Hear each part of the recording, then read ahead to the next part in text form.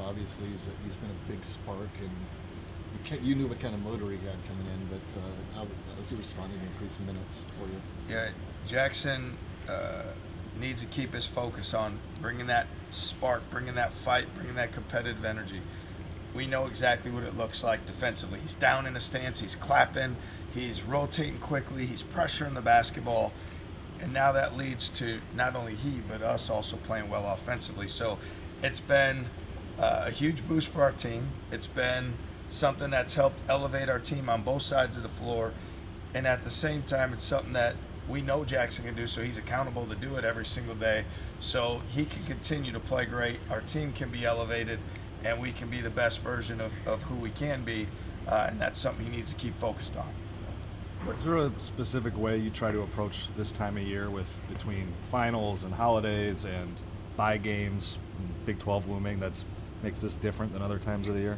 Yeah, it's my responsibility to make sure that at all times we have a tremendous sense of urgency, that we have a competitive spirit, yet we understand that young people can be easily distracted. It's important to us that they do well on their finals and that they focus on that. But when we have the hour and a half to 2 hours or whatever we have a day for practice, that we're accomplishing things, that we're building on our habits, that we're not just trying to get through the day. So it's something that I take really personal. I have a tremendous sense of pride that on days like these, when you're a few days from a game, when there's other things on your mind, that we keep our focus where it needs to be, and that we're continuing to improve, because it's not just today's practice really matters, and getting better, especially for our team, matters, but those are things that you carry those habits forward as you move forward through the season. Is there anything uniquely difficult about this time of year to get that you've seen in the past? I think any time you don't have a game for a period of time, it just seems like maybe somebody is hurt or has a minor injury that seems like a bigger injury, or maybe the stress of final exams takes your attention span somewhere else, or for some maybe you're thinking about when you get to go home, and so there's all these things that are in play, I think, for young people. And like I said, I put my trust in our guys on a day-to-day basis, and then on the nights we play the games, they need to put their trust in me of where our focus needs to be, because there are all those additional distractions and things that can take their mind away from the most important thing. I want to go back to Jackson for a moment. Did you know him when he was growing up? I didn't know him personally when he was growing up. Became aware of him, I think it was after his sophomore year in the summer. Just was aware of him from following basketball in the state. And then, that next summer he took a jump even into his senior year. He had a really big senior year in high school.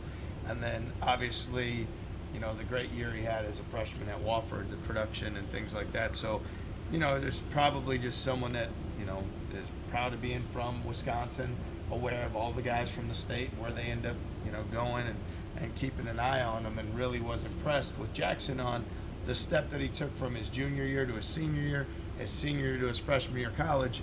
And to me, obviously, if you're going from playing there to coming here, that's another step.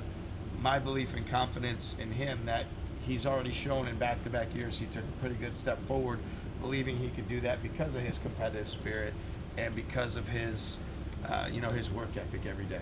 When did the state of Wisconsin become, I want to say a basketball hotbed, but when did high school basketball players become big there? And was it, like you say? So you didn't think my career that I had was definitely I know your the stats. opportunity. Okay, got it. I would say,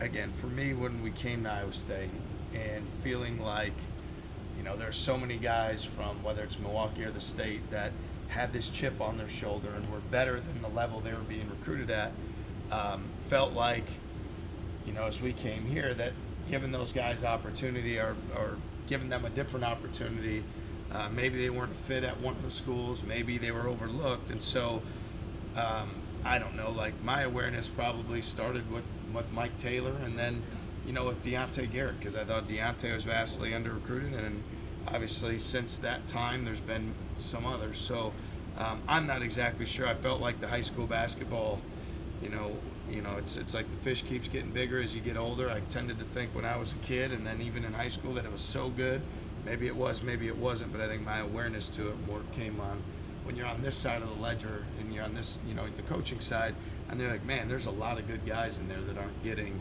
the level of recruiting, and probably have that extra sense of pride that those guys, if they trust us to come here, that they're successful. Do you notice, excuse me, do you notice more coaches recruiting that state? Yeah, I would say so. I mean, look, in the last 5 to 10 years, there's been a lot of really highly ranked guys that have gone to blue blood schools and left the state and things along those lines. So I definitely think there's a lot more attention paid to it. I think that there's even a lot more mid-major schools and mid-major plus schools from outside the area coming in. There's very good high school coaches, and I think there's a certain level of competitive spirit and toughness you tend to see in guys because of the high school coaches. So yeah, I think it's definitely increased and more schools going in. On that same line, what Haliburton's doing right now? Is that something guys talk about? Yeah, it is for sure. I mean, what Tyrese is doing right now it's beyond amazing. I mean, it looks like, as Steph Curry made his emergence, right? It looks very similar, shooting ridiculous numbers from three, hitting huge shots down the stretch, yet unbelievable teammate, a smile on your face with energy and enthusiasm. The cool thing about Tyrese Haliburton is, I talk a lot about like the chip on your shoulder or proving people wrong. Like, he has that at a very, very high level. And even, whatever it was a month and a half ago when I was out in Indianapolis and we were at dinner, and you can just tell that he's got, like, I've got something to prove. I've got something to prove. And I'm sure that even right now in these moments, as he had the great games leading up to the in-season tournament, and in that tournament, that he's continuing to still set higher standards for himself. So it's been really awesome to see. And when again, I did see how he worked when he was younger and watched him play a lot and saw him through the years. And man, you just tell that he really believes, and he brings like a energy and enthusiasm to everybody in his team that he elevates everyone, even as well as he's playing individually. Not to focus too much on him with you've got a game coming up, but have you seen a guy react, with that chip on his shoulder, with kind of a joy that he shows? I mean, skipping after he makes a three, I mean, there's a joy that comes out of that, underestimate me at your peril kind of. Yeah, and that's where, to me, like, I'm just thinking over all the years. I mean, obviously followed basketball for a long time, and the only one that I thought of, and this is crazy to say, is Steph Curry, right? Because he's got that energy, that hop in his step, that smile on his face. He's interacting with the fans, he's celebrating his teammates, and he's doing all those things. And I don't say that because I'm saying that those guys are the same, but like, I can't think of somebody else that exemplifies that type of behavior and impact on scoring, winning, and his teammates. That's the guy I immediately think of as well. So it's great to see. It's awesome for us too, because when guys see that you can come to Iowa State and there's not a limit on what you can do after. That paints our program in a positive light. Probably helps recruiting, and just and it says a lot about who Tyrese is. You talked a little bit earlier about Pav kind of bringing you guys energy, being in an active defensive stance, clapping, all those different things. I know you talk all the time about playing hard, but does that have to coach that into someone? What does that do in terms of making your process of being on the court, knowing his impact is going to be consistent? I think it's important, like for him, he's the best player on his high school team. He was the primary guy at Wofford with the ball in his hands, and made the most plays. So now you're in a position where you're coming off the bench. You have to figure out, how do I do that? How do I impact and bring something to the group? Because, many times the team, whether it's your best couple players that have a certain identity, guys come off the bench, you have to bring something different or bring something to enhance the group. And what we've tried to do with Pav is show him when he has the energy, when he has the fight, when he has that spirit and that toughness, how it transcends our team and makes everybody better. Probably up to this point, he's used that competitive spirit differently, and now he needs to use it in other ways. So we try to show him the film. I spend a lot of time with him individually, just saying, like, this is the visual picture it needs to look like.